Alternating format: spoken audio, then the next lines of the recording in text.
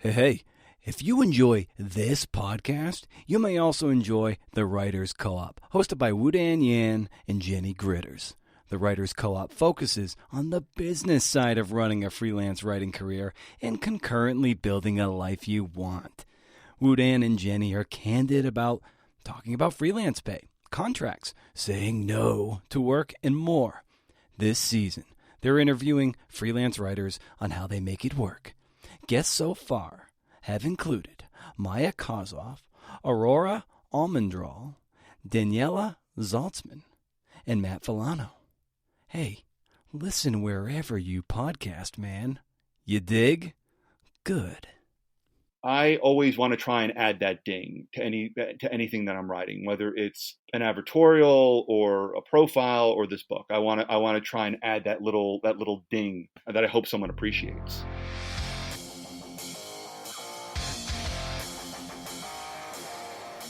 What is up, CNFers? It's Brendan O'Meara. Hey. And this is CNF, the Creative Nonfiction Podcast, the show where I speak to badass people about the art and craft of telling true stories. Very happy to bring back to the show Mr. Pete Croatto, at Pete Croatto on Twitter. Pete was on the show back, I believe, on episode 29? Back when I was getting the CNF and train out of the depot in late 2016 or thereabouts. He's a freelancer, he's a writer, he's a journalist, and his first book is out right now. From Hang Time to Prime Time, Business, Entertainment, and the Birth of the Modern MBA, Modern Day MBA, sorry. It is published by Atria Books. Pete's one of those guys who energizes you. Makes you feel like you can do the thing. You know what I'm saying? He's incredibly generous in the writing and freelance community. He's a great Twitter follow. He's always offering insights, contacts. You know, he's leveling you up. It's something I love about him. You'll notice this episode is a little longer than most, and that's because Pete came to play ball, and I wouldn't leave it that long if I didn't think it deserved to be. You have that to look forward to in a moment, of course. Pretty good. It's pretty good. It's great. It's great, man. If you dig the show, I hope you subscribe wherever you get your podcasts. And I hope you'll keep the conversation going on social media at CNFpod, of course. You know that, right? Maybe you don't. Maybe you don't. Now you do. If you have something nice to say about the podcast, you could always consider leaving a review on Apple. Those always help with the show's packaging and social capital, if you will. Yeah, or you could send the show an email, creativenonfictionpodcast@gmail.com. It's you need quite a lot of dexterity in those fingertips to type out that email address. But if you do, pop off that little written review, and I'll be sure to give you props, read it on the air. I can use it for promo material too. Whatever you want, whatever you can spare. I don't want to take up too much time here at the top of the show. But some of you might have noticed that the audio mag published earlier this week. I'm really proud of it. Proud of the work that the 5 writers did in their rigor as they went through the whole production process with me. And, if you dig it, really share that around, because it's the only audio mag that'll be free for all. Subsequent issues will only be available to Patreon members. My 4 tiers, tiers 1 through 4, all get exclusive access to it. So if you like what you hear and you want more and you want to take part in that, you'll want to support this show and the magazine by heading over to patreon.com/CNFpod and become a CNF member. Okay. So Pete, in this episode, number 231, crazy, talks a lot about pitching queries, where the juice is, and how it's very much like, being a pocket passer in football and going through your progressions. It's such a great analogy, great metaphor. He talks about showing the work in his new book and what he learned about the skill of interviewing by interviewing over 300 people for this book. I mean, he's someone who's been freelancing now for 15 years, and of course he has, you don't do it for this long if you're not good at reporting and good at interviewing. But when you do a concentrated amount, as he reported on this book for 11 months, and you interviewed that many people, you're going to get better at it. and we talk a little bit about that too, and so many other things, of course. So stay tuned, of course, for my. Am I saying "of course" too much? Of course. Stay tuned for my parting shot at the end of the show. But in the meantime, here's my conversation with Pete Croatto.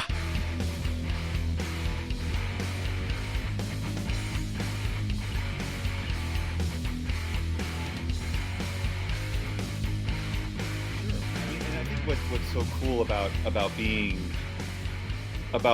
in this industry, however you want to define it, is that so many people are willing to help. So many people are willing to offer advice or point you in the right direction. I mean, this is, I think we're all kind of mercenaries in a way.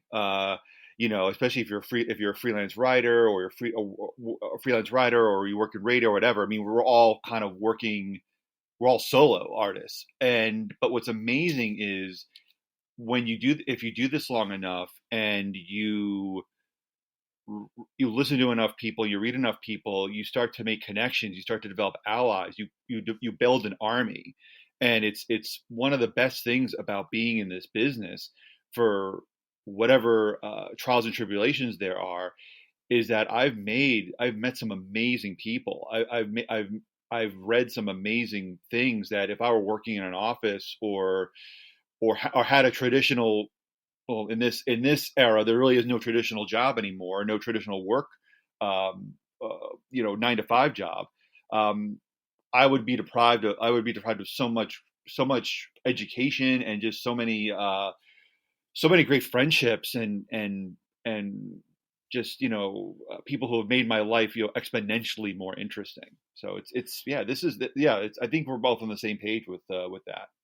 Absolutely, and what's really been enlightening over the last few years or so, and especially since I've been doing this podcast, was just seeing the many different paths you can chart these days. Everyone has just a different way, different anchor gigs, this, that, and the other, maybe a little bit of a day job or this, and just piecing together a whole. And there's no one career track anymore. It's a very bifurcated, and that's what's really great about it. Yeah, no, and that's a great word, bifurcated. I should use that. That's a great word, bifurcated. It's funny. I did a Zoom author visit. I guess that's the right term for it now. Last night at Odyssey Bookstore in Ithaca, which was wonderful. And there was somebody, a young man who was in the crowd, who asked me and Russ Bengtson, who was gracious enough to interview me for this event. And he was asking about career advice and what to do. And the first thing I said to him was, I don't really feel comfortable prescribing a uniform career path to find success in this industry, because you're right. Everyone does things differently. Everyone has different demands on their time. Everyone has different responsibilities. So for me to say, well, you should work at a newspaper, and then when you work at a newspaper, it sounds so silly to just like bring up one way to do something. And that's the wonderful thing about being, whether it's being a podcaster or a writer or even doing like videos, you can chart your own course. There are so many ways to do this, and there's no one right way to do this. There is none. I mean, it always bothers me, and I think there was the 30 under 30 list came out a couple days ago. Was it? I don't know what publication did this. I feel like TV Guide is going to do one, or like, I don't know, a Granger is going to have a 30 under 30 list in like two years. That's beside the point. But anyway, I don't like lists like that, because it plants the seed in too many people's minds that if you don't make it, however you define make it, by the time you're 30 or 28 or 25, it's over. Bingo. Yep. And to me, that's a dangerous way of thinking. I'm 43 and this is my first book. Mm-hmm. So yeah, so to me, there is no expiration date on having this kind of career. And anyone who tells you, oh, if you don't publish your first book by the time you're 30, or you don't get in the New York Times by the time you're 25, or whatever arbitrary land guideline they mention, that's someone you don't want to be associated with, because there is no timeline for this. There isn't. Absolutely. I've said in conversations that those lists, they might prop up 30, but they probably kill the hopes of 30,000 because of the just this perverse attachment we have to precocity. And I think I Yeah. even brought it up when Debbie Millman was on the show, way back about a Mm-hmm. couple years ago at this point. And I asked her about that question. I basically framed it just like that. And she's just like, "Well, think of on the other side too," because she's very much a late bloomer, and Yeah. so, but she's like, imagine the pressure of being one of those people on that list, and then having to live up to that too. I was like, yeah, I Oh wouldn't want that man. either. But at the same time, I remember when those lists came out, I was just all kinds of bitter and resentful. And not that I deserve to be on the list, but it's just like it's just one of those deals where, like, how did they get anointed, and who's making those choices? And it just seems so unfair. Well, that's the thing. You don't know who's making those choices. You just don't know. I mean, you don't know if it's one person who, who's working from their email list. You don't know. I mean, you don't Yeah. know. I mean, that's, I mean, I could, and that's the thing, I can name at least 5 or 6 really talented writers who are under the age of 30, or who are maybe just past the age of 30. And I haven't seen their names pop up. So it's, yeah, I mean, these lists, these top 10, these top 10 young writers, of the 30 under 30, the 40 under 40, they need to be taken with a dump truck full of salt. Right. They're not, they're not. I mean, it's great. It's great to celebrate those people's accomplishments, and as that's great. I'm all for anyone succeeding in this as a writer. I mean, I'm all for it. That I think a rising tide lifts all boats. But yeah, this those lists, those 30 under 30, 40 under 40, they do feed this fallacy that youth rules everything. And I don't think it does, and I'm proof that it doesn't. So just, yeah, if you're 31 or 35, don't worry about it. You're gonna be fine. You're gonna be just fine. Yeah, exactly. It's so great to hear you say that. I know I'm a late bloomer. I still feel like I haven't really even hit a certain degree of bloom, but but it is that thing. You just kind of keep cracking at it, and if you love it and you have the rigor and you do the work and you are a generous person Hmm. in the citizenry of writers and freelancers, things will turn around for you. But you have to be a member of the community if you want that community to even give a little bit of it back to you.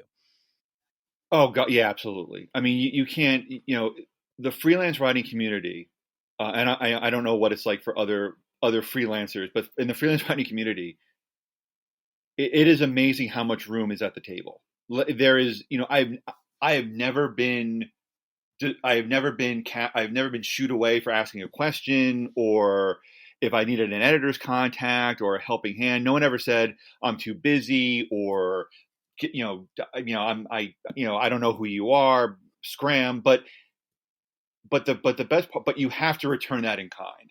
Like you can't just take. You have to give. And you're right. If you give and receive, it's great. And I think any writer that has made it, and again, define made it however you'd like to, they have had more help than they can remember.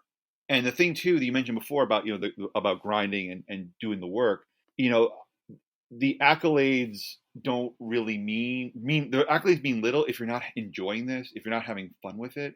Like, I don't know. I mean, the one thing that comes across in listening to you is you seem to genuinely have fun with these interviews. You're engaged, you're curious, you want to learn more. And to me, that's the juice. Like, that is what gets me up in the morning, is to learn something new, to tell a story that's never been told before, to get to learn to shine a light on something that maybe had gone undiscovered for too long. So yeah, you have to be a good citizen, but you also have to enjoy the work. And if you don't enjoy the work, if it feels like work, then this is not, I don't think this is the kind of job for you. And I love that you brought up fun. And so where is the fun for you? Where's the juice for you in the everyday work? Oh, that's a good question.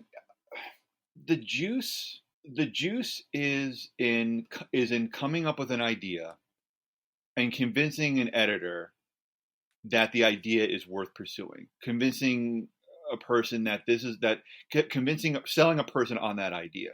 When I get an idea for a story, it is I would it's almost a giddy feeling. It's a feeling that that you have a secret that no one else knows about, and you have to you just want to you just have but you can't wait, so you want to just tell as many people as you can about it. Like you want to, it's like gossip.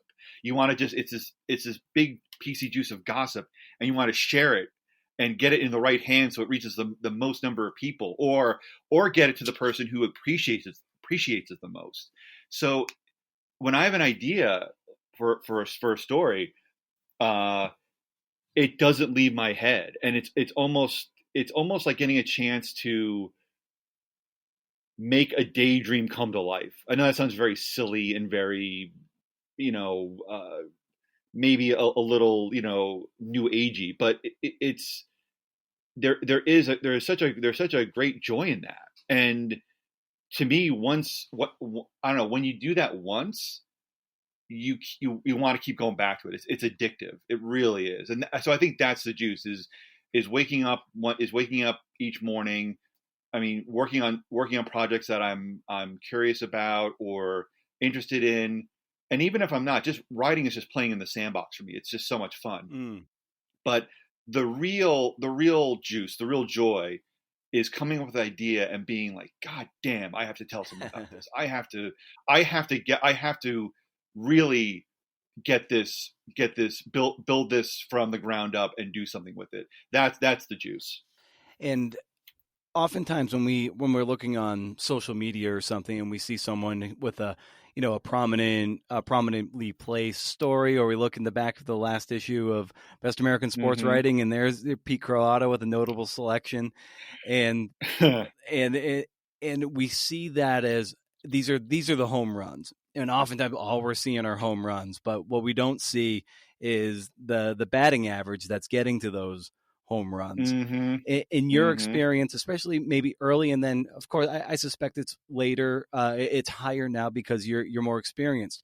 But what would Sure. you identify as like a good batting average, so people know when they're pitching, oh, if I'm going 1 for 10, I'm actually doing okay? Yeah, I don't even know if a batting average is a right way to go about it, because what if you're 3 out of 10, you're a Hall of Famer. Yeah. I mean, yeah, I'm not sure. Well, I mean, if you're a Hall of Famer, I've used this joke before, then I don't know why Harold Baines is in there, but that's another story. I think how do when you're rolling. Hmm. You know when you're rolling, when you don't have to feverishly pitch. Like when pitching isn't the first thing on your to-do list, Mm. you know you're doing well. You know that you're hitting a groove.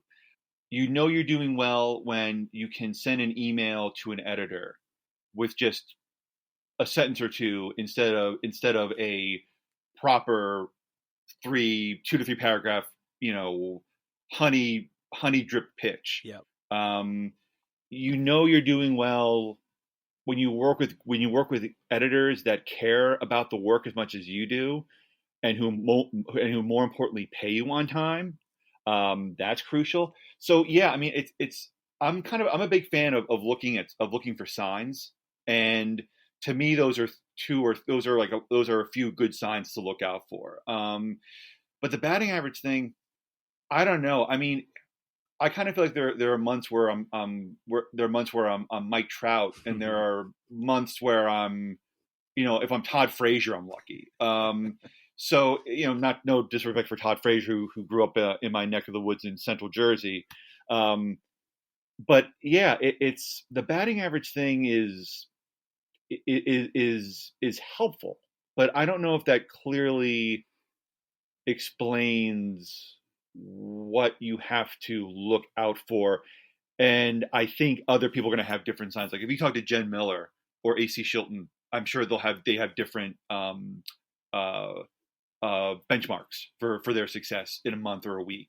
Um, so yeah, I mean, mine are just what I mentioned, just the fact that there's a flow to the day, things seem a little bit easier, and there isn't the desperation of pitching. But I will say this: pitching can be fun. Like it can be fun to just sort of go out and crush one out of the park. I mean, there is a lot of fun in that, but it can also be a little bit desperate and a little bit of a feral feeling thing where it's like, oh boy, like I better summon up something here because it's getting ugly. But the day, and also more importantly, when it doesn't feel like work, when it just feels like when it feels like you're in that happy place and you're just happy, you're just grateful for being where you are. I mean, that's the thing you shouldn't lose. You should always feel a little grateful and a little happy to be where you are, because I think there are a lot of people who would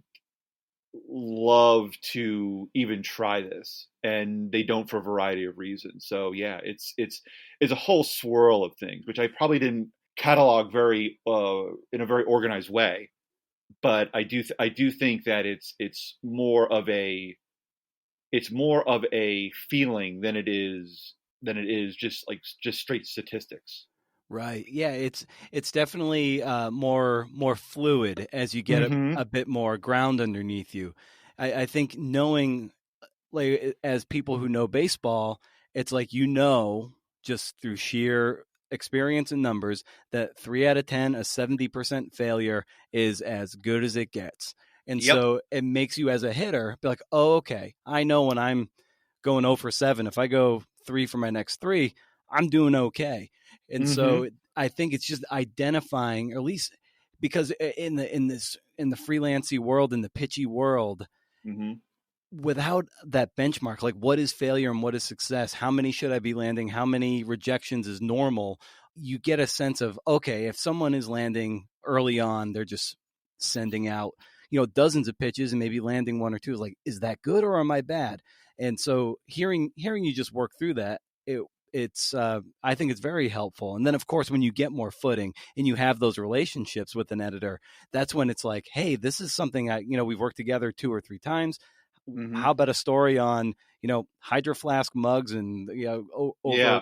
overtaking the world? And the editor might be like, okay, that's cool, or what, Yeah. not my thing, but keep trying. Yeah. Yeah, like you said, it's very fluid. Yeah. It's very fluid. I mean, and going back to the baseball analogy, which I'm sure most of your listeners are probably heading for the mute button at this point, but to go. I mean, to me, you mentioned about rejection right now. I mean, in regards to rejection, you have to have a very short memory. You have to be like the old line about great relievers, your Trevor Hoffmans, your Mariano Rivera's. You have to have a short memory. So you have to have a short memory, and you have to just not care. Like you have to just you have to brush it off and go to the next thing. And so so I look at it more like that. Whereas, it always amazes me that, and I guess I understand this because it's daunting to go to a stranger, to write to a stranger and ask them to pay you to write something sight unseen. Yeah. So it can be very intimidating. And but I mean, I've done this now. I've freelanced now for almost 15 years, and I don't care. I mean, I don't. If I can swear, I Yeah. don't Oh yeah. fucking I don't fucking care. Like if you reject me, great, okay, well I'll move on to the next person. So it's so I have a very short memory with this stuff. And to again continue the sports analogy, um, with just for the new listeners out there, just because one editor rejects your pitch, it doesn't mean that pitch is bad. It might mean that pitch isn't the right fit for the editor. The editor might have already commissioned something on a similar topic. It just might not be the magazine style. There are dozens of reasons why a pitch doesn't work. The key is to find, or a story doesn't work. The key is to find the outlet where it does work, where the editor is receptive and engaged, and is also going to pay you something that is not a pittance. so to me, I always look at pitching as sort of being a quarterback. When the ball is snapped, you have your first option to throw to. But if that option doesn't work, well, there's option two, option three, option four. You might look for the tight end or the running back in the backfield, or you may have to just take the ball yourself and run it or step out of bounds. So Yeah. I look at pitching as I look at pitching as really it's a game of options, or it's an act of options. So your job is to find the best option, and it may not be your first option. And that's the thing. I mean, I think if you the problem of saying, well, I want this piece to run in the New Yorker or the New York Times or Esquire, is that if they're not open, again, to extend this drawn out football analogy, if they're not open, guess what? Like, there might be three other places that will want that pitch, and that'll build your career. It'll get you momentum. It'll keep you going. So yeah, I mean, it's Joe Montana didn't throw to Jerry Rice all the time. He would. He didn't. It wasn't like he threw every pass to Jerry Rice. He threw to John Taylor or Audra Craig or or Brent Jones. Like, it wasn't like, okay, Jerry, like, you're open, we're gonna go for it. No, I mean, you find the best option, and sometimes the best option is to say, you know what, I'm gonna just take a sack here, and I'll try again on the next play. I love it because I'm just envisioning like the New Yorker is like triple covered downfield. Yeah, it's got the best, like, it's like Deion Sanders is locked in on the New Yorker, and again, like, this is not to say to not try to land to the New Yorker, to pitch the New Yorker, or to pitch those big places. You should, but you can't pin your hopes on that. It's still like, if I pinned my hopes on every big publication, I would have been out of writing in like 2007, 2008. So yeah, Right. you can't just want to go. You can't just rely on like the prime time players. I mean, I don't know. Maybe as my career progresses and I maybe get a little more juice. I don't know how much juice I have now, a thimble of juice. I can maybe my viewpoint will change, but I can't imagine that changing. I mean, I always think of someone like Pat Jordan, great sports writer, great magazine writer. He's written some terrific books about his experiences as a major league player, and he wrote a great book on Tom Seaver and his friendship. He's amazing. I mean, and he's been in the Best American Sports Writing like 8 times, and he's won prize. I mean, he's phenomenal. His story on Jose Canseco ran in Deadspin like in 2007 because he couldn't find any place to run it. So it's like, all right, well, I'll go to Deadspin, and they'll do something with it. They'll treat it properly, and that piece was in the Best American Sports Writing for that year. I'm almost certain of it. So yeah, I mean, so even the great, I think even the great writers, the legends, have to sometimes don't get what they want, and the good ones adapt. And I think that's the key to surviving anything, especially now, is you have to adapt. What did it mean to see your name in the notables of Best American Sports Writing? Oh, it was great. It was great. It was wonderful, because again, I didn't know anything about that. I think Glenn notifies the winners. So, and I think, like, anybody who writes about sports and who grew up reading those collections and still reads them, you send off your package to your clips to Vermont or the snowy wherever snowy New England enclave Glenn calls home. So Allberg, Vermont. Yeah, Allberg, Vermont. There we go. So you send it off, and then you oh, I think I have a shot this year, and then months pass, and you see people on Twitter or Facebook or I don't know, whatever social media is now top of the heap, exclaim that their piece got selected, and that's what they should do, and that's great because it's a huge honor to make it. But yeah, I was like, okay, well, I guess I didn't make it. No email from Glenn. Another day, another dollar. So then, I was out of the blue. A friend of mine and another friend of mine sent me, DM me on Twitter like, hey, like you're in this, like you're in the Noble selections, and it was great because that to me was because to me getting into being in the best American sports writing, even just the Noble selection, it's a sign of it's a seal of approval. It Right. is it's validation. And again, I think for me, my validation comes it comes internally because I think there isn't like I don't have like a boss telling me, hey, you did great on that on that Willow Bay piece, knock off early for the day. The validation comes from within, but to have someone else, to have Glenn, who's just I have such respect for as a writer and as somebody who has really mentored and nurtured a lot of sports writers, a lot of writers, to have him select that and to be on the same page as Howard Bryant and John Branch. Like that was what, I mean, you'll enjoy this because you're a Seinfeld fan, I think. There's that scene where George gets the scene. There's the episode where George gets the job at the New York Yankees, and he tells Jerry about it, and Jerry's response is Ruth, Gehrig, DiMaggio, Mantle, Costanza. Like that's how I felt with the best American sports writing. It's like there are all these great names, and it's just like here's me just just riding the pine. Happy to be I'm basically Moonlight Graham, just happy to step on the field for a moment. It was great because again you want I want those little moments of validation, those little M&Ms that are like, oh yeah, you did great. And that was one of them. That was a big fucking M&M. So I was really Mm-hmm. really happy about that. And again, it's the writing there is just so superb. Like even though I remember there was one year where Wright Thompson's piece on Michael Jordan turning 50 didn't get put in the main wasn't selected for inclusion in the main book.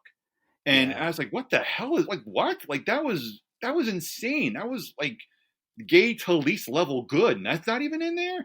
It doesn't do a lot of good to examine, if you make the top of that day's mountain, it doesn't do a lot of good to examine like the 3 steps that you fell, like, oh, I stumbled here, I clawed here. Like you made the mountain. Like let's just enjoy, let's enjoy like you scaled that day's hillock.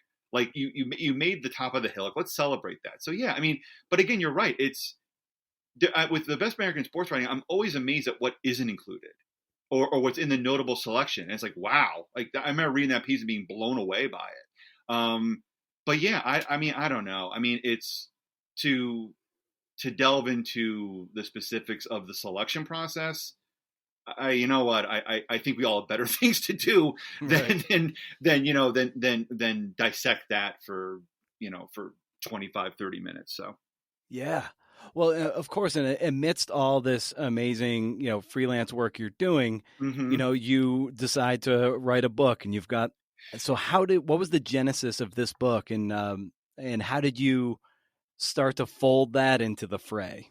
The genesis of the book came about because of a freelance piece that I wrote. So there you go. That's the first thing. The first art imitates life, I guess, or whatever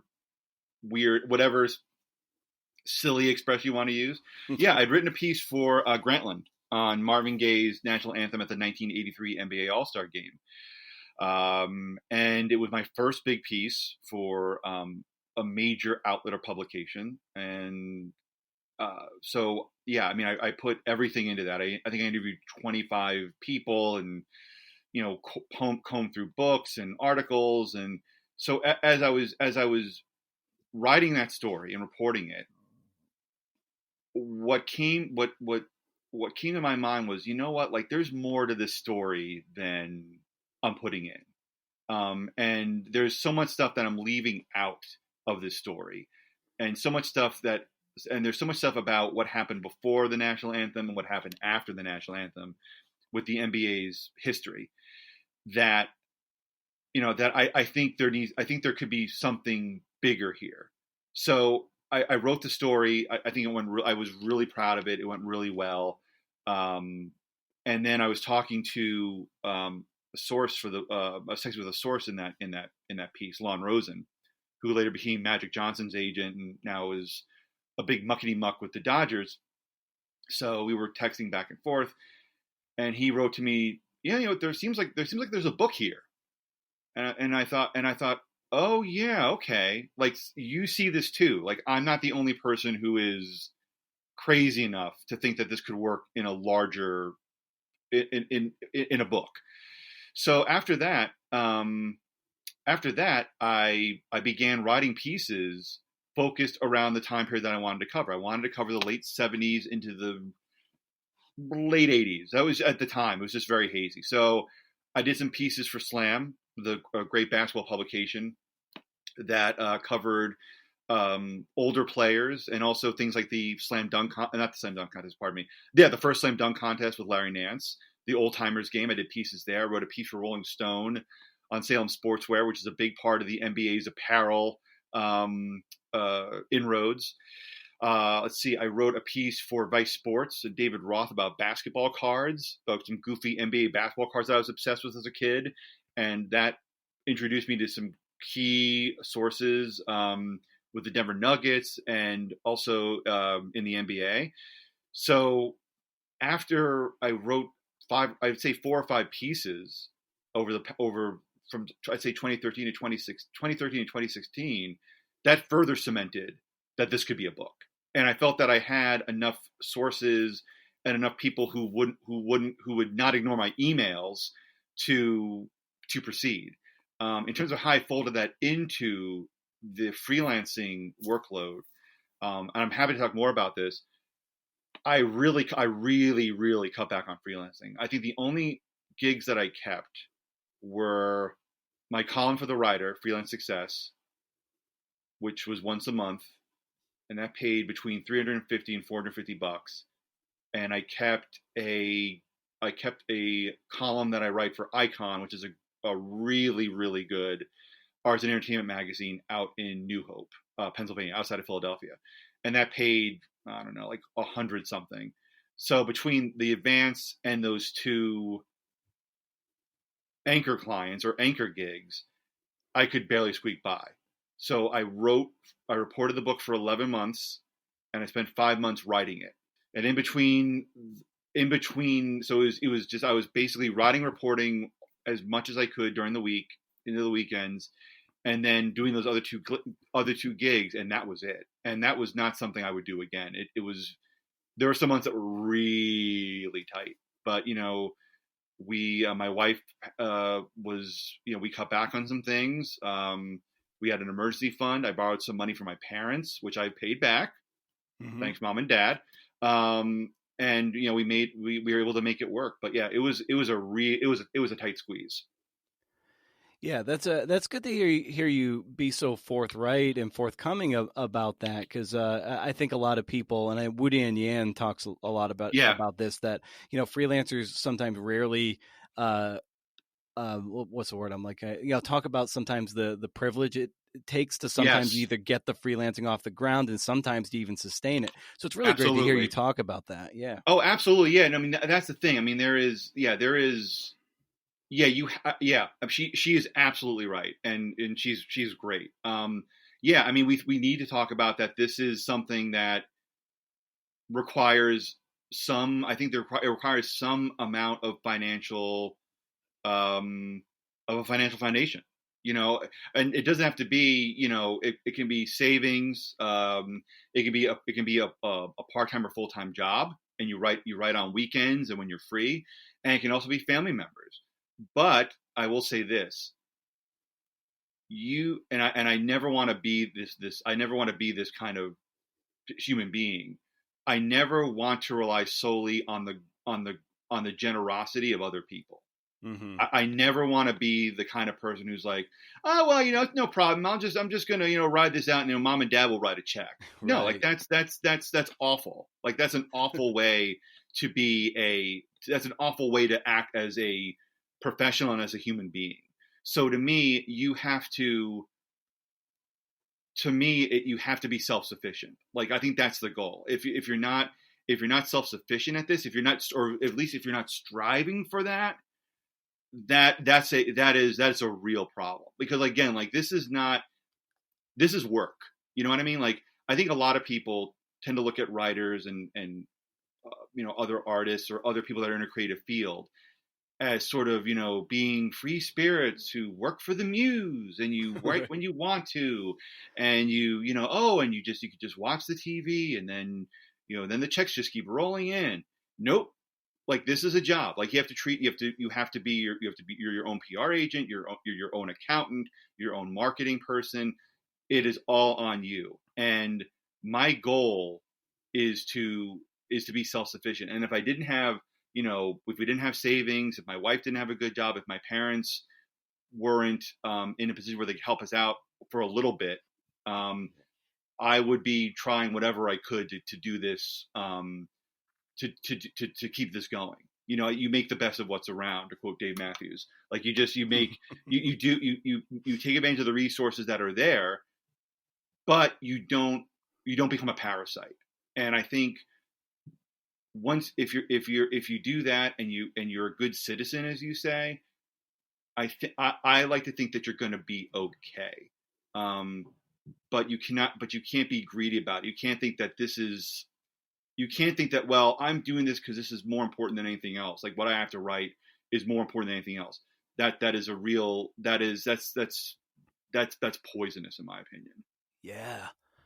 How did you settle on the scope of this book from the late 70s through late 80s, early 90s? You kind of delve into a little bit, but mainly that decade. How did you settle on that? Because it was a period of history, a period of the history in the NBA that I really hadn't read much about. I'd read snippets. I mean, I'd seen tastes of it here and there, but I hadn't read a book that really tackled that era. There are books written about the ABA. Terry Pluto's Loose Balls is a great oral history of the ABA, and Terry also wrote a good book about the NBA's early days called Tall Tales, another oral history that is, I think, any basketball fan would adore.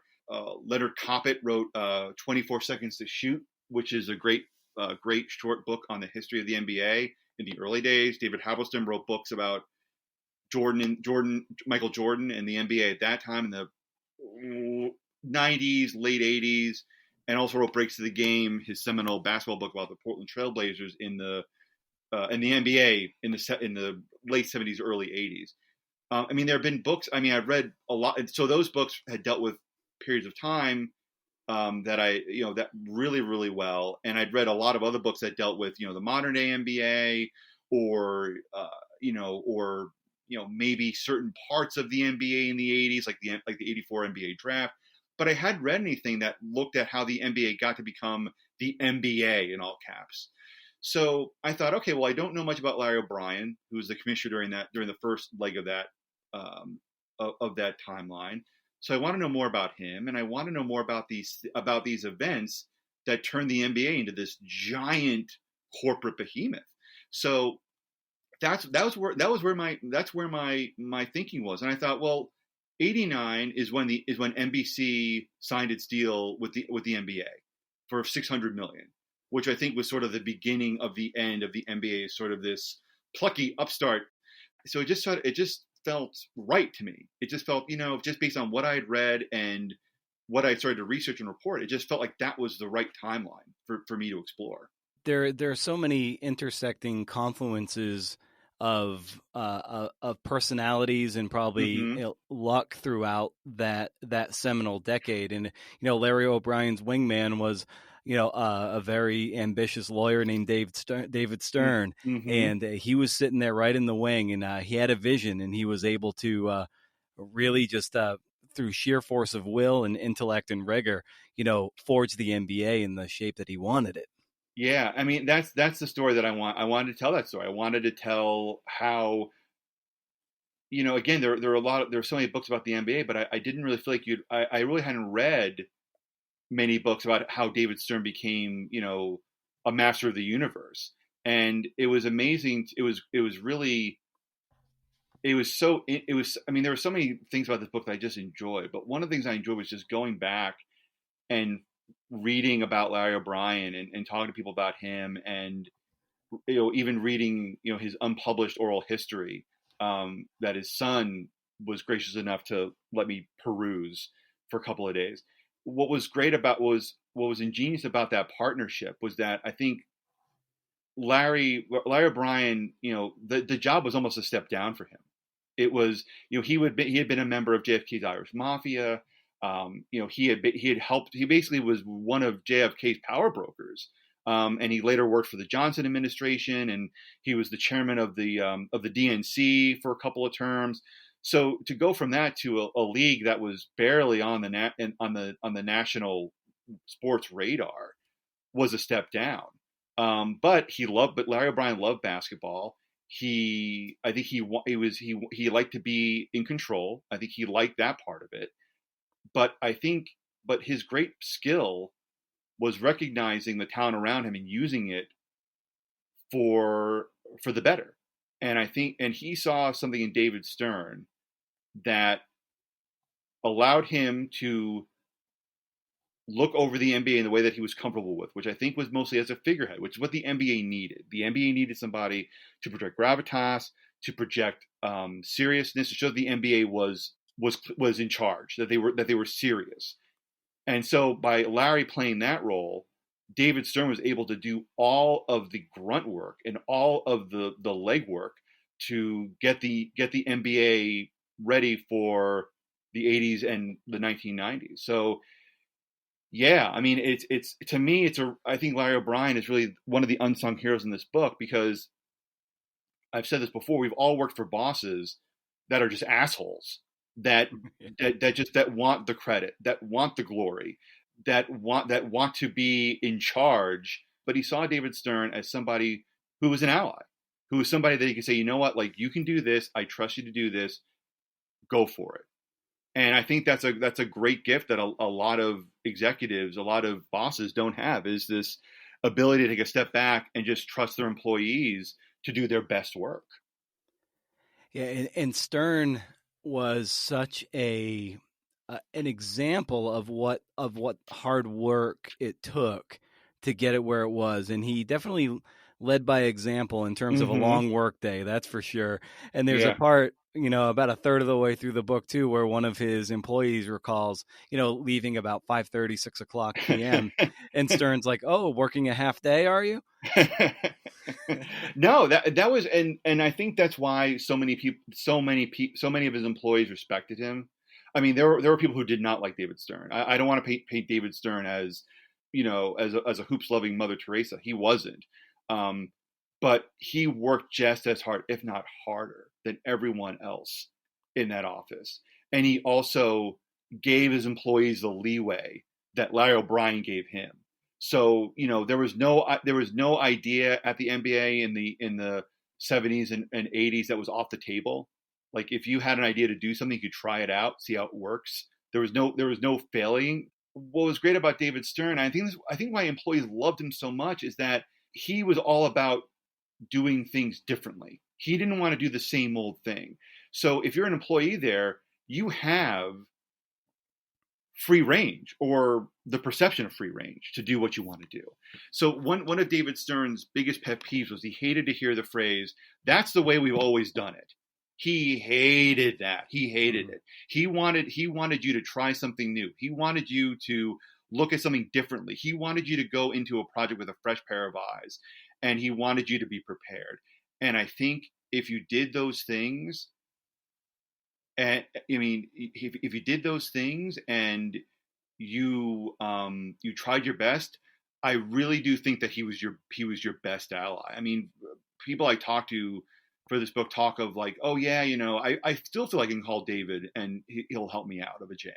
I still go to him for advice. He was somebody who I really think understood the nature of relationships and understood that you, as we were talking about just earlier, you give what you get. So if he gives his employees the room to explore and to try and to fail, he's going to get back great work.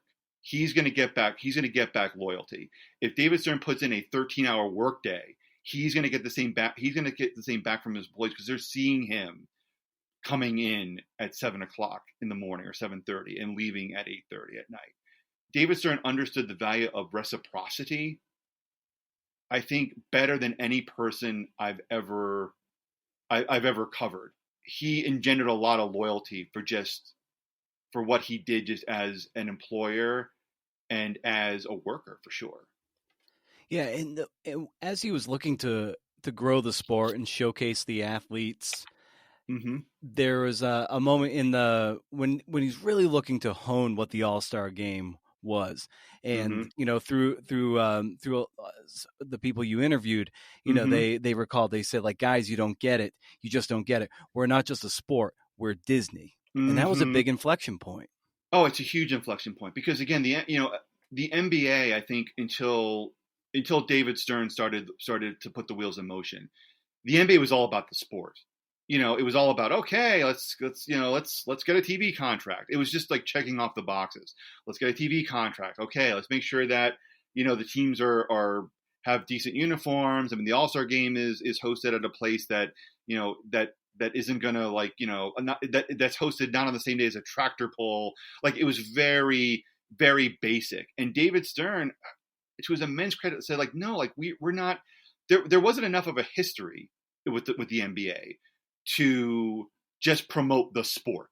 You know how with baseball's been doing this for years. Like, we're about the sport. We're about we're about the good old days and about To taking its detriment, yeah. yeah, exactly. And the NFL too is like, we're about the shield and about being tough. And David Stern knew that wasn't going to fly. You had maybe the Celtics as history, but like, that was it. So he knew that the NBA had to be Disney. It had to have heroes. It had to have arenas that were amusement parks with like great halftime entertainment and timeout and entertainment during timeouts and like really good food and jumbotrons that showed you every great highlight and video and NBA and VHS tapes that showed great dunks and and players falling on their ass. Like, you needed those big splashy things to attract casual fans who would become diehard fans. Like, the diehard fans weren't going to go anywhere. Like, if you were an NBA fan back in like 1976, 1977, you weren't going to go anywhere. Like, you were going to watch the games. You were going to read Peter Vesey. You were going to watch the games on CBS or ABC. But like, the casual fans didn't care. Just didn't care. The people that were that people that didn't know Walt Frazier from, I don't know, from a hole in the ground weren't going to care. But David Stern realized, like, we need people. We need characters. We need things that are going to get the person who is not a fan buzzing.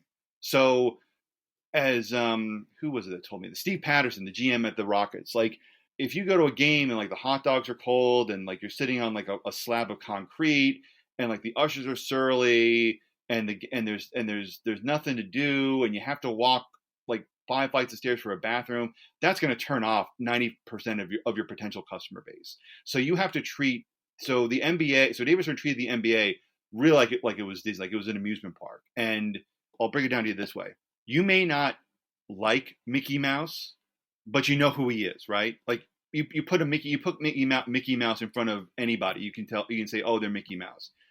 You may not like LeBron James, you may not like basketball, you may not like his politics, but if you put a photo of LeBron James in front of, I don't know, 100 people, I would say 70% know who he is. Yeah, and it's the same principle. Like, you may not like basketball. You may not like It's a Small World After All. You may not like Chippendale, but like, you know who those people are. You know who they are. And guess what? Like, if you have a kid and they're a basketball fan, you're going to know them the way that I know Peppa Pig. I have a 4-year-old. So like you're going to know who those people are. And it worked. It worked brilliantly. So, I know people always cite Pete Rozelle as the greatest commissioner of the last 50 years, 60 years. If David Stern, to me, it's David Stern. And if he's not, then David Stern is 1A. Yeah, and to his credit too, you think with someone who is such a ruthless businessman, but with the sheer love for the game, you think he might be kind of rigid. But then there's a point, 2/3 of the way through the book too, where Mm-hmm. it's the Air Jordan battle, the sneaker battle, Mm-hmm. and Yeah. eventually he relents to let Jordan wear those shoes because he says my kid thinks I'm an asshole because I didn't Yeah. let Jordan wear those shoes. It's just like. He was fluid. He grew with the game. Absolutely, and he did that later too. I mean, if you look, he was somebody who I don't think he would ever say that he made a mistake, but he would correct it. I mean, if you look at the dress code in 2005, the players were getting more influenced by hip hop. I think it was 2004, 2005. The players were getting more influenced by hip hop, by the factors that came out of hip hop. So they're not wearing suits. They're not dressed like they're going to, they're going to church or they're going to like a job interview. They're dressed like the people they hang out with. They're dressed like the people that the artists that they listen to. So they're wearing, a lot of baggy clothes and chains and stuff like that. So David Stern goes nuts. It's like, no, there's a dress code now. Like this, you're going to dress like this and none of this. And the players hated it. Like the players to a man were like, fuck this shit. We're not doing this. So he relented. And if you look at the NBA now, like what's one of the most seen things of a game, like before the game starts, like you always see the player walk from the bus or from the car to the locker room, and it's almost like a catwalk. Like the players always is like a Russell Westbrook or James Harden. They're always dressed like super chic, like they're wearing like that. I think David Stern understood that's what that he wasn't going to win. He wasn't going to win that battle. Like there are some cultural battles you're not going to win. Like rap's a good example of that too. Like you're not like you may not like rap, but like this is what the kids are listening to. So like you have to adapt. And David Stern did that really well. Like he was, if there was something that players were not going to go for later in his career, like when the NBA changed its basketball, I think it was in 2004, they had this they changed the grip and players hated it. Like they complained of getting bloody fingers and just hating it. He changed it back. So he had to be fluid. And that was his greatest gift. Like he was the anti Rob Manfred, like I don't know if you remember this, but there was a slate of people getting hit by foul balls in crowds. Do you remember this? Like or bats, like just people getting beat. Like they were like it was happening, like at an alarming rate, and like older people were getting hurt, kids were getting hurt, and the logical explanation would be, okay, let's extend the netting. Like let's just extend the netting. David Stern would have solved that problem in 3 seconds. Like, okay, everybody, we're putting up netting. Rob Manfred goes on and on about, oh well, I don't know. We have to talk to the stadiums, and it's about the view, the integrity of the game, and I don't know, and blah blah blah. It's like, dude, just put the netting up. Like, this is, we don't have to consult with with John Thorne and Ken Burns and the ghost of Abner Doubleday, like to approve this. Like, just put the nets up. Put the nets up. Like it's fine. But that was David Stern. But that was David Stern's greatest gift, was like he went with the flow. He didn't really talk about.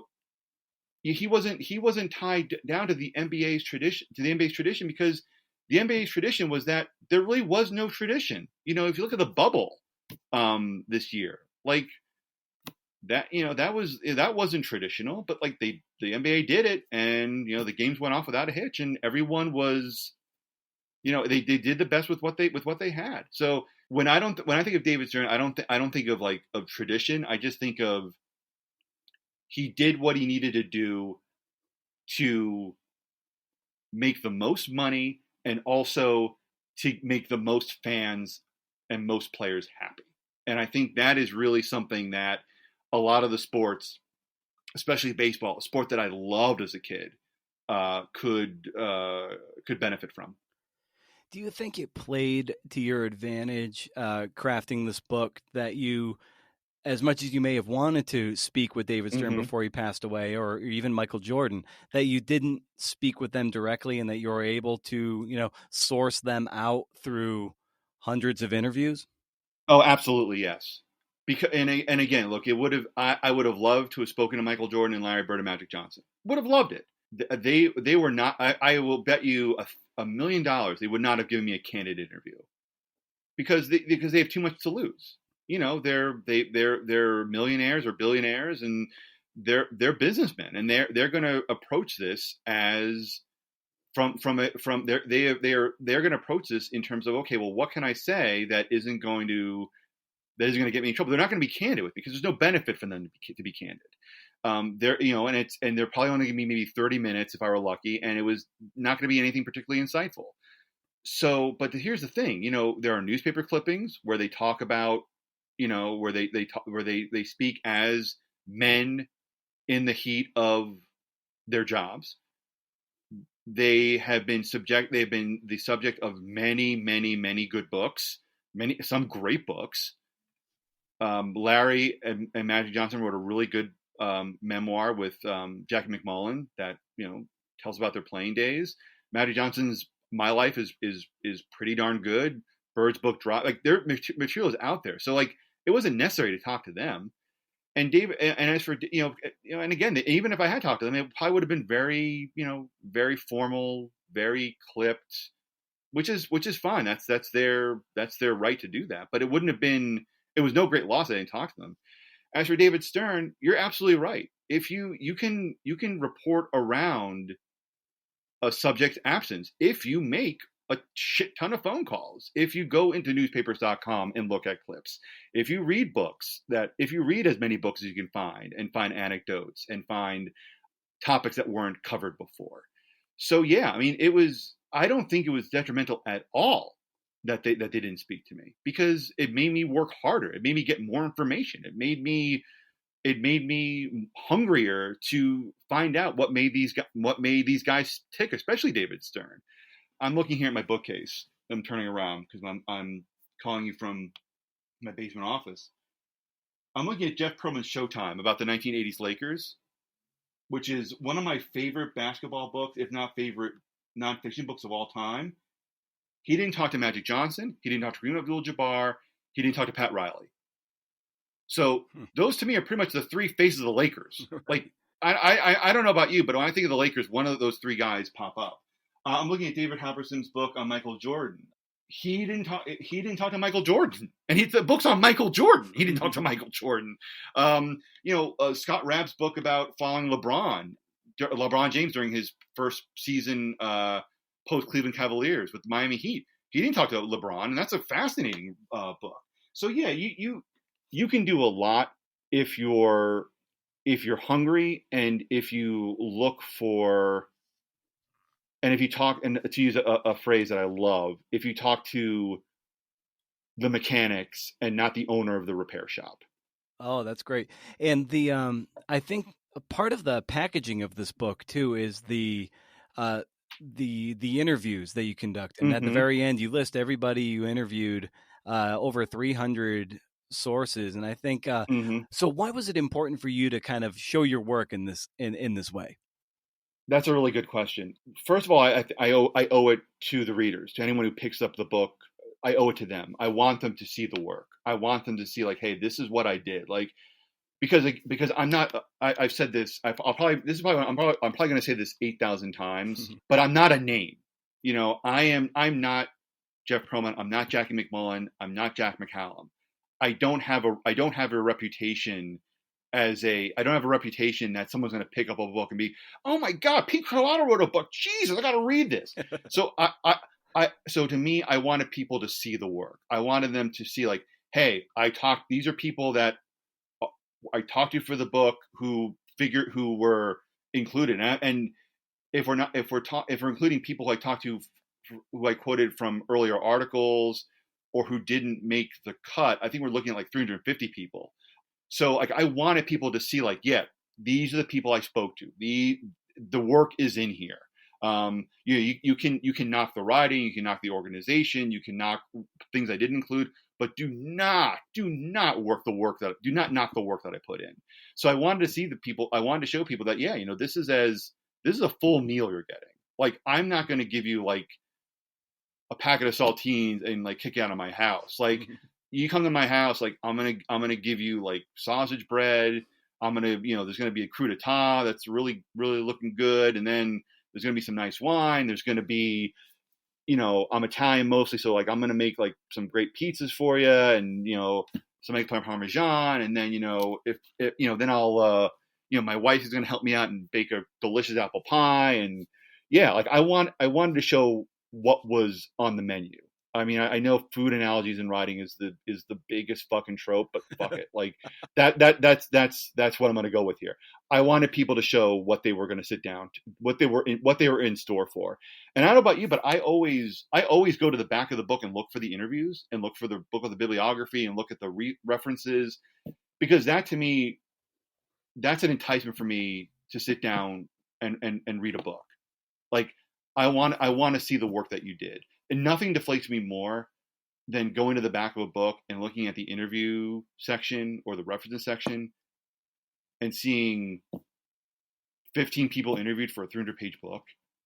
It's like, oh no, like I can't do that. Like to me, it doesn't bode well for what I'm looking for. So I wanted people to see the work, and I'm very appreciative for Simon & Schuster and Atria for devoting pages for me showing the work. I think that's a big part of any book is, what did you, the writer, bring to the table? And what was the nature of your pitch to various people, whether that's like a Phil Knight or DJ Jazzy Jeff? What was the nature of that?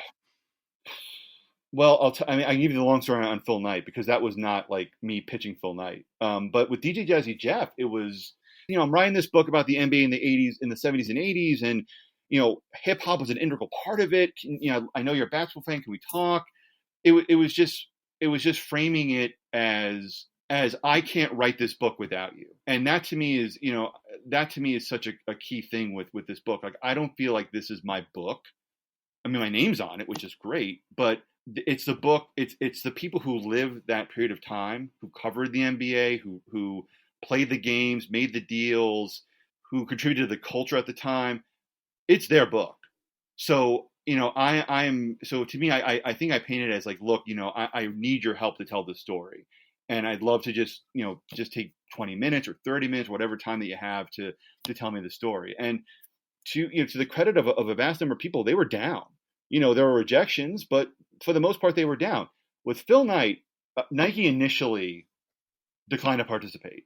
I had Howie Kahn, who was a friend of mine and who had worked with Nike on his great book Sneakers, which he wrote with Alex French and Rodrigo Corral. He had worked with Nike. He had worked with their PR team, and he said, "Yeah, I'll pave the way for you." I said, "Great, thank you, Howie, terrific." So I talked to Nike's PR team there. I had a couple of conversations.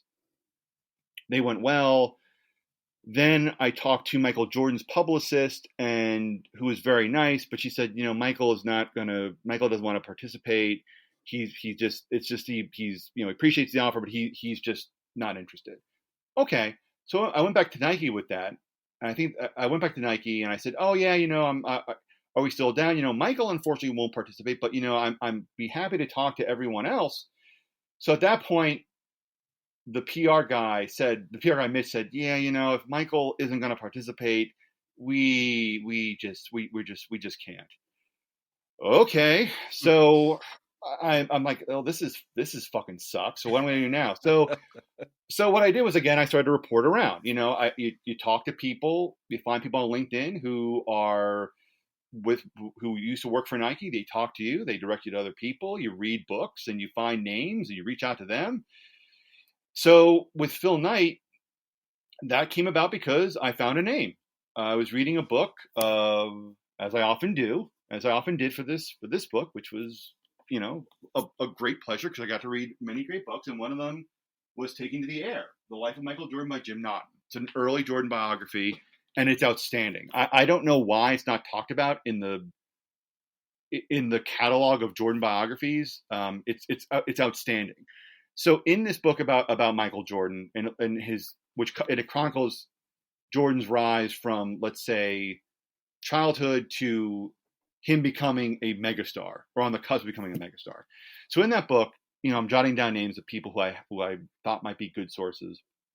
And one name that came up was a Nike executive named Mark Thomashow. It's a name I hadn't seen before. I thought, oh, Mark Thomashow, that's interesting. Huh, okay, well let me reach out to him. So I reached out to Mark through LinkedIn, which I think was a great asset to this book. Truly, if you're writing a book and you have to find retired executives or just executives in period, LinkedIn is amazing for that. That's so I reached out to Mark on LinkedIn, and he wrote back to me. He said, "Yeah, let's check over FaceTime." So we chat, and it's a really good conversation. I'm telling him my story, like, hey, I want to write about Nike because they were integral to the rise of basketball sneakers as a cultural piece of fashion, and also with the NBA. So I'm talking, and he gets, the only moment where we didn't get along was when he spotted the Puma poster of Walt Clyde Frazier that I have in my office. It's in the background. So he wasn't too pleased about that being a lifetime Nike guy. But other than that, it was a great conversation. So at the end of the conversation, he says, okay, Pete, I'll talk to you. I'm happy to talk to you. But let me see who else I can get. I have a pretty good batting average. Let me see who I can get for you.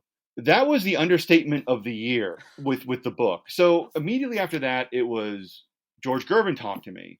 Gary Way, who's a big time executive at Nike and who worked for the NBA, talked to me, and he was great.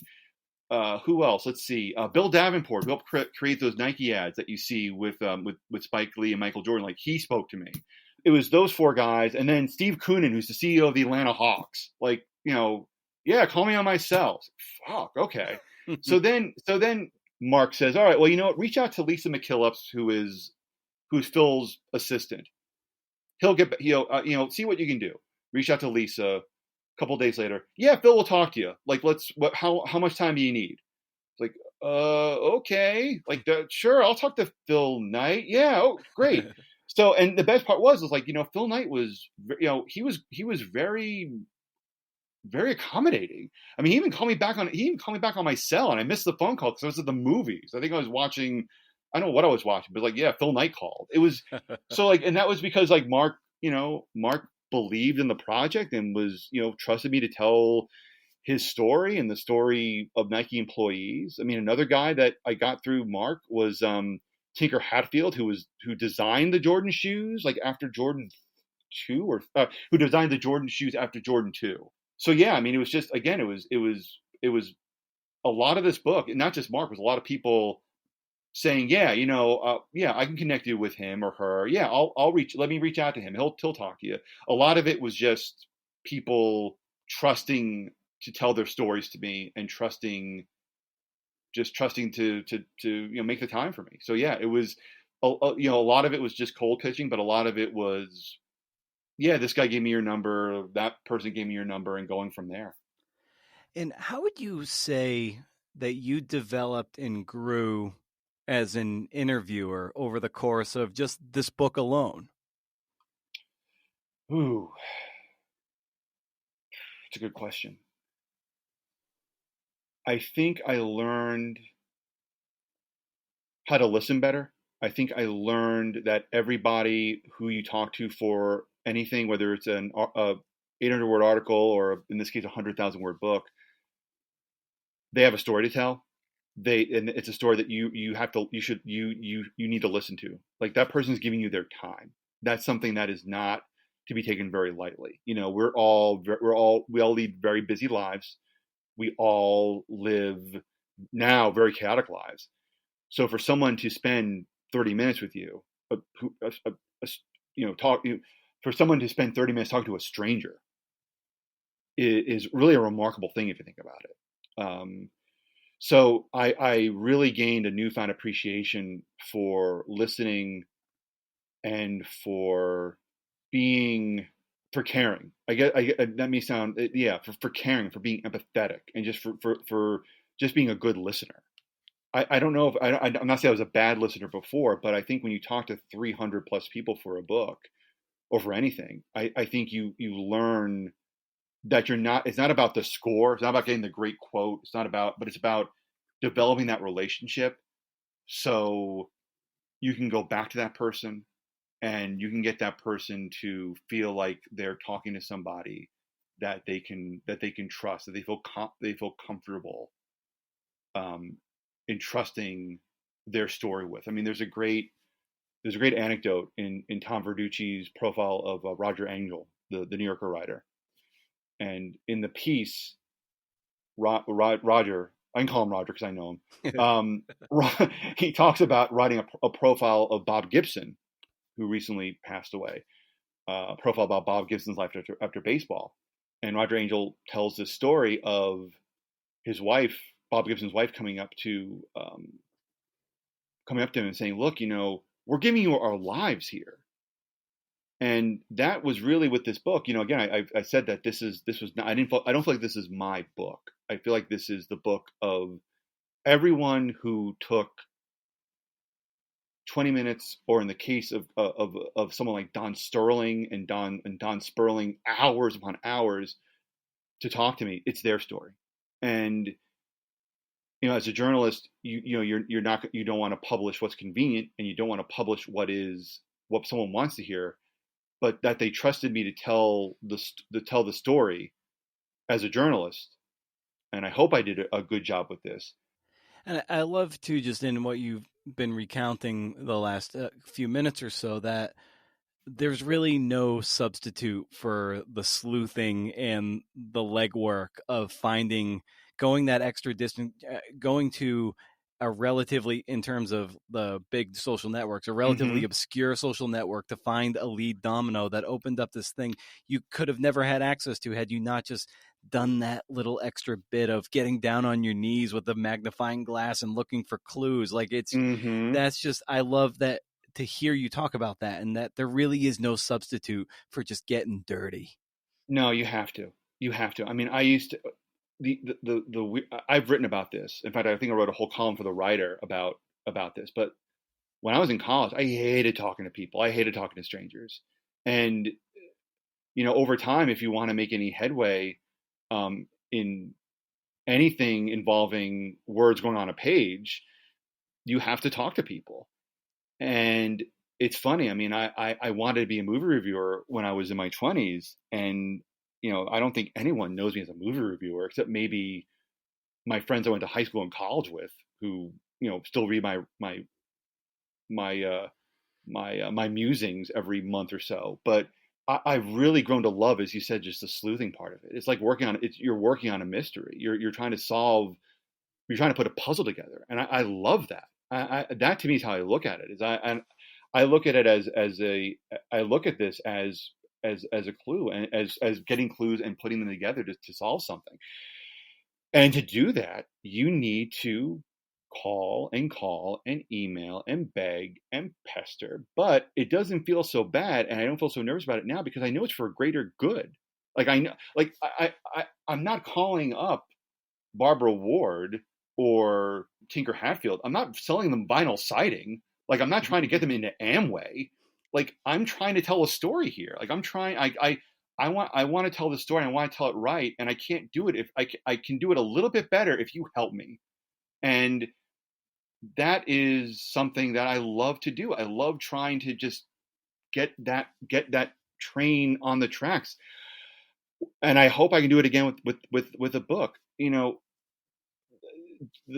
I mentioned Jeff Pearlman a couple of times, and I think he's such a dogged reporter, and his books sell great, and they're so popular. But it's because he puts in the hours to talk to everybody. And he said something once, I think it was almost offhand, but I've never forgotten it. He said, "Make the extra phone call." Like, if you've talked to 10 people, call 11. If you talk to 300 people, call 301. Make the extra phone call, because you never know what that extra phone call is going to bring to the story. You don't know what wrinkle, what avenue that phone call is going to bring to the story. A music to use another example. I talked to years ago. I talked to Kenny Gamble and Leonard and Gamble and Huff, the great music producer in Philadelphia, who just did the were responsible for launching the OJs and all these great bands. Leon Huff said something I thought was interesting. He said, you talk about putting together these ornate tracks with strings and session musicians and drum tracks. He said, that little ding could be the difference. Like that cowbell could be the difference between a good song and a great song. So I always want to try and add that ding to anything that I'm writing, whether it's an advertorial or a profile or this book. I want to try and add that little ding that someone that I hope someone appreciates.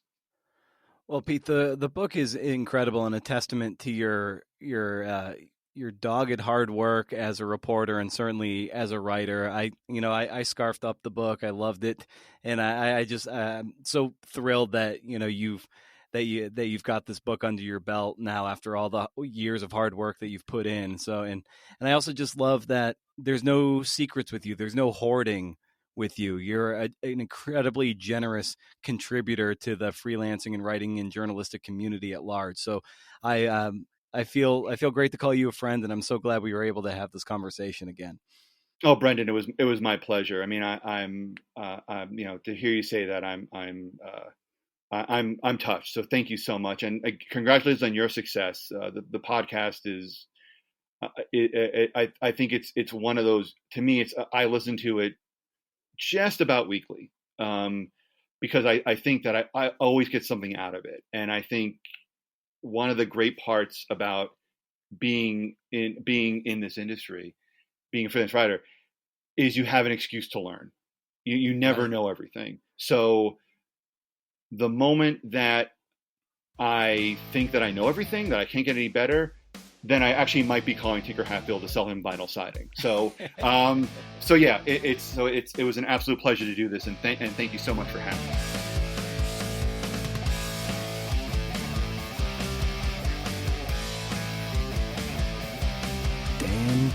Damn. Wasn't that great? Pete came to play ball. I love when that happens. Sometimes they don't. And we gotta work it in order to get to the place where we need to go.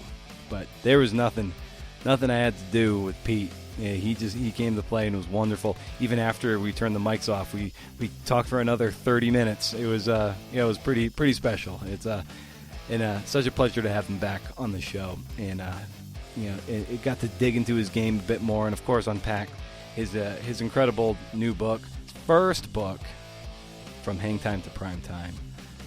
Atria Books published that sucker. Yeah, like I say, he brings such generosity and rigor to his work, and he's an inspiration, and I know he makes me want to do better and better work with what I do. And it's good stuff. I hope you got a lot out of that. So thanks to Pete. Thanks to the Writers Co-op podcast for promotional support. And thanks to you, you kind CNF and listener. I see you there. It's okay if you wear your shoes in the house. Just make sure you wipe your feet off on the mat, okay? I should say this show was produced and everything by me, Brendan O'Mara, as part of Exit 3 Media, my humble little podcast company here in lovely Eugene, Oregon. You can head over to BrendanO'Mara.com, for show notes and to sign up for my monthly reading list newsletter. Oh my goodness. Subscribers to that get reading recommendations, podcast news, entered into book raffles, cool articles, and an exclusive invite to a monthly CNF and happy hour. This month's theme is struggle. What are you struggling with? That's going to be our little topic for our little 40-minute hang. If you're a newsletter subscriber, you know what to do. Once a month, no spam. So far as I can tell, can't beat it. So I was listening to Seth Godin on Debbie Millman's Design Matters podcast a couple days ago, and he was talking about his new book, The Practice. You might have heard him here on this humble little podcast as well, but he said this one thing really stuck out to me, and it was just so great. And of course, he writes about it in the book, but it's a short little quote: "The practice is the point." In other words, the work and the grind of it, the repetition of it, the mundanity of it, if you will, has to be its own reward. Taking swings in the batting cage or the driving range, that's where the juice is. Sure, you have to perform well when it matters, but you have to be satisfied in those times when nobody is watching. In those times also when you don't feel like doing it, because when you turn pro, you do it no matter what. You can have a piece, let's just use writing and freelancing as an example. For this, it could be anything. You could have a piece celebrated in Atavist or New Yorker or Wired or wherever. And you might have won the internet in your little circle for the day. Tons of likes on Twitter, Instagram, wherever. And sure as hell, that feels damn good and deserved. And I wish that upon you. But because of the tidal wave of algorithmically curated bullshit, come the next day, you're likely all alone again. And it's just you in the practice. Go listen to that interview with Seth and Debbie. Heck, even listen to the one I did with them. I think there's value in there. It's one. It was definitely a highlight for me. Tons of value there. So that one I certainly recommend it. It's good. But the one with Debbie, it's great. It's great stuff. Debbie was on the show too, like way back. Good. That was good. Anyway, as we land this plane, consider visiting patreon.com/CNFpod to be a member. I've got 4 amazing tiers of goodies, and a few folks have already taken the leap. Unbelievable. It's hard to be those first people in the door. And they're there. They're there, and they're gonna get some cool stuff, let me tell you. Entry-level tier gets you exclusive access to all subsequent issues, so long as you're still a member, of the audio magazine going forward, and other exclusive content as well that I'll post to the Patreon community for yucks here and there. Probably behind-the-scenes videos, a little show your work kind of things. Those little things I dig. I dig when other artists kind of show you how the sausage is made. Why not? And that reminds me, speaking of the audio magazine, which the free one just came out, but there's another call for submissions, CNFers. If that whetted your appetite, consider submitting to the next issue. And here's the theme: summer. Email creativenonfictionpodcast@gmail.com. Give me your best essay of up to 2,000 words. It's roughly a 15-minute read, but don't worry about the read. That'll happen if the essay is accepted. On that summer theme. Run with that. I'm not going to prompt you too much. Deadline is March 21st, 2021. I've already conscripted an amazing spoken word poet here in Eugene, Jorah LaFleur, to write 3 poems as bridges between various essays I get. And I want a lot. I want your best. Just put summer in the subject line, okay? All right. Big ups to you if you made it this far, all right? And if you did, you're one of the good ones. Looking right at you. Looking at you, Melissa. Stay cool, CNFers. Stay cool forever. See ya.